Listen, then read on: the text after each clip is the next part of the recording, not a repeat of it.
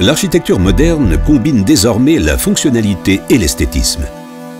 La recherche d'espaces ouverts baignés de lumière naturelle est au cœur des exigences des nouveaux bâtiments. Les architectes mettent l'accent sur des atriums vitrés couverts pour leur nouveau design. Comment intégrer dans cette nouvelle configuration les indispensables systèmes de protection incendie? La propagation des fumées et des flammes d'un étage à l'autre par ces grandes ouvertures doit être stoppée. Différentes approches techniques sont possibles. La plus simple est de compartimenter horizontalement par une fermeture physique continue. Cette philosophie est tout à fait respectable du point de vue de la sécurité incendie, mais malheureusement fait perdre les avantages architecturaux des atriums. Une autre possibilité serait d'utiliser en théorie les systèmes de sprinklage. Cependant, en pratique, cette technologie induit une installation complexe de réserves d'eau et un déclenchement tardif des sprinklers. En effet, lorsque le réseau de sprinklers est relié à la centrale incendie, le déclenchement ne se produit en général que lorsque la température s'est élevée au niveau du plafond. C'est-à-dire quand la fumée s'est déjà largement propagée dans l'atrium. De plus, il y a un risque non négligeable de dommages dus à de fausses alarmes incendie ou au dysfonctionnement des sprinklers. Une autre solution pourrait être l'installation de portes enroulables à fermeture horizontale, souvent présentes autour d'escalators. Cependant, ces systèmes sont limités en largeur. En cas de grande dimension, plusieurs portes par étage seront nécessaires. De ce fait, ce système présente plusieurs désavantages. Il est encombrant, visible dans l'ouverture et exerce une charge statique élevée sur le support. Le vitrage coupe-feu serait une solution horizontale alternative envisageable. Cependant, les contraintes techniques de ce système obligent à une segmentation multiple de l'espace à compartimenter.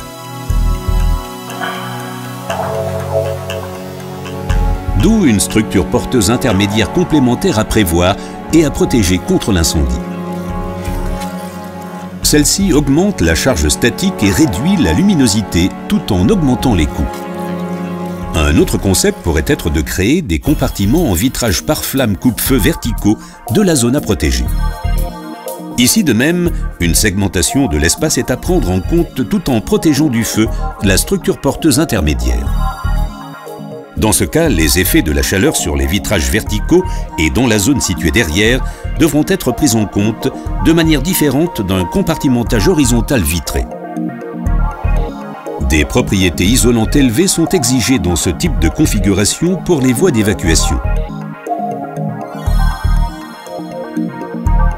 Ceci signifie l'utilisation de vitrages multicouches qui au final s'avèrent plus épais, donc plus lourds et plus chers. L'installation de rideaux pare-flamme coupe-feu verticaux serait une autre alternative.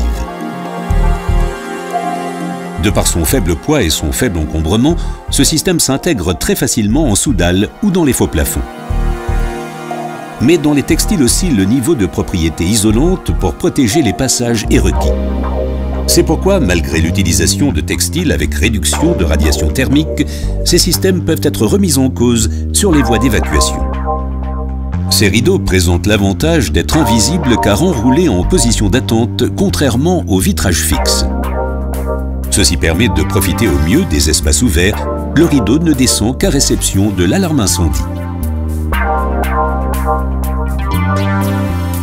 La solution la plus appropriée dans cette configuration est sans aucun doute la dernière génération de rideaux horizontaux pare-flamme Stubby, le Fiber Shield HC.